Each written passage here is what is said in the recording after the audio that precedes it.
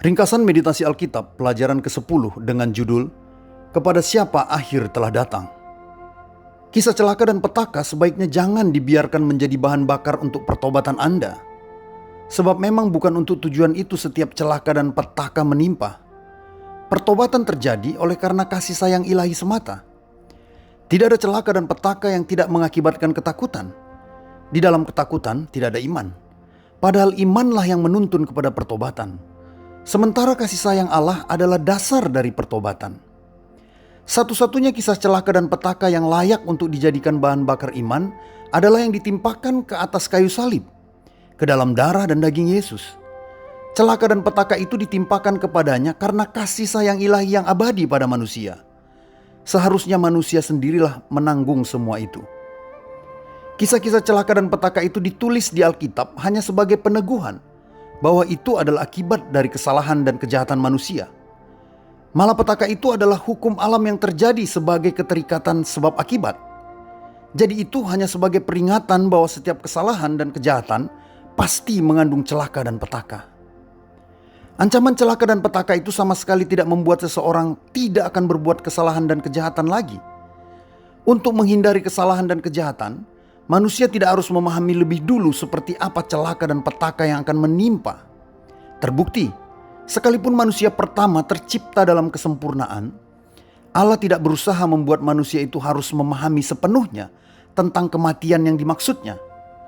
Manusia pertama belum pernah menyaksikan kematian. Manusia belum pernah melihat satu binatang pun yang menjadi sakit dan mati. Bahkan tidak ada selai daun pun yang rontok dan membusuk. Jadi, bukan karena lengkap dan detilnya suatu akibat dari kesalahan dan kejahatan yang akan membuat manusia menghindarinya. Tapi penyebab manusia melakukan kesalahan dan kejahatan adalah karena manusia itu mulai meragukan janji manis Allah yang akan memberkati mereka selamanya. Bahkan keraguan itu berlanjut pada ketidakpercayaan. Dan saat itulah suatu dorongan energi yang misteri dari dalam diri mereka semakin kuat melakukannya. Jadi kabar celaka dan petaka tidak akan pernah menghasilkan kualitas iman. Lihatlah air bah yang dinubuatkan Nuh atau api belerang yang dinubuatkan Abraham. Amaran tentang celaka dan petaka hanya sekedar mengontrol tindakan dan perilaku manusia sementara saja agar tidak memperluas dampak buruk pada dirinya sendiri dan pada orang lain atau bahkan pada lingkungannya. Tapi pertobatan sejati melampaui semua itu. Pertobatan sejati bukan karena takut pada akibat kesalahan dan dampak kejahatan. Tapi pertobatan sejati adalah tetap pada keyakinan yang penuh akan janji Allah dalam segala situasi dan keadaan yang membawa dampak dan akibat apapun. Renungkanlah kisah Daniel dalam tungku perapian yang menyala dan penjahat yang di sebelah Yesus di kayu salib. Mereka semua telah menjadi percaya dengan janji Allah tanpa memikirkan akibat dan dampak pada diri mereka, bahkan pada nyawa mereka sendiri. Dorongan dari ketakutan atas dasar apapun sama sekali tidak akan menjadi penyembahan sejati kepada Allah. Hanya kasih yang memungkinkan keintiman tanpa syarat dengan Allah.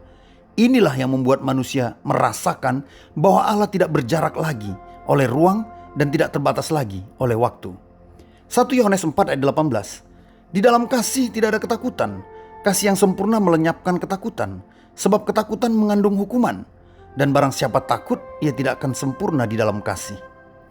Bahkan siasat dan serangan musuh pembinasa yang paling keji sekalipun tidak layak bagi orang yang beriman untuk membuatnya menjadi takut. Celaka dan petaka oleh musuh antikristus pun tidak pantas untuk membuat orang percaya menjadi gentar. Mazmur 112 ayat 7 dan 8. Ia tidak takut pada kabar celaka, hatinya tetap penuh kepercayaan pada Tuhan. Hatinya teguh, ia tidak takut sehingga ia memandang rendah para lawannya. Jadi ada dua hal yang tidak perlu ditakuti oleh orang beriman sebagai umat pilihan di masa depan.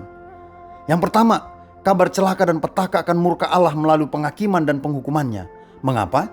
Karena sudah dialihkan ke dalam darah dan daging Yesus. Bacalah ayat-ayat berikut.